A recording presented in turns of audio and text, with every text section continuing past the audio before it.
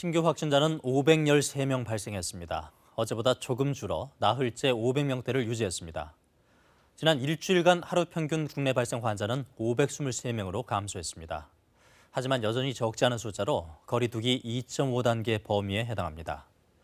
교회와 학교, 직장 등을 고리로 한 새로운 집단 감염도 곳곳에서 계속 이어지고 있는 상황인데요. 지역사회 전반에 넓게 퍼진 감염 양상을 고려할 때 언제든 증가세로 돌아설 수 있다는 게 정부의 판단입니다. 감염 확산 우려를 낳고 있는 경북 상주 BTJ 열방센터와 관련해 센터 관리자 2명이 역학조사를 방해한 혐의로 구속됐습니다.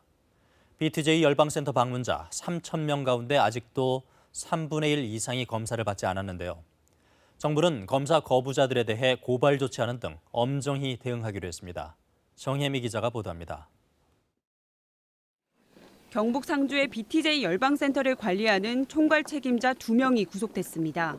법원은 어제 열린 영장실질심사에서 역학조사를 방해한 주요 혐의가 소명됐고 증거인멸과 도주 우려가 있다고 보고 구속영장을 발부했습니다. 역학조사 방해하고 인정하시나요? 영장을 해주십니까? 관리자 2명은 지난해 11월 27일부터 이틀간 BTJ 열방센터에서 열린 선교 행사에 참석자 500명의 명단을 제출하지 않고 미루다가 뒤늦게 제출하는 등 역학조사를 방해한 혐의를 받고 있습니다. 경찰은 조직적인 역학조사 방해가 있었는지 핵심 간부들에 대한 수사를 확대하고 있습니다.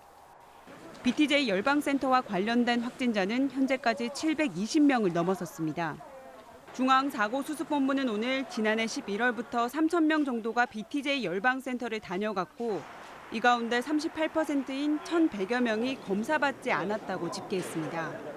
방역당국은 경찰 신속 대응팀을 투입해 아직 검사를 받지 않은 사람들을 찾고 있습니다. 검사를 받지 않을 경우 고발 조치까지 검토하고 있습니다.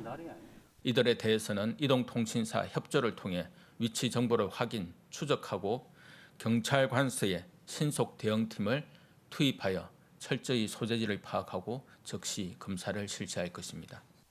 또한 역학조사 비협조 행위뿐만 아니라 방역조치 과정에서 드러난 불법 행위에 대해서도 법에 따라 엄벌할 방침입니다. KBS 뉴스 정혜미입니다.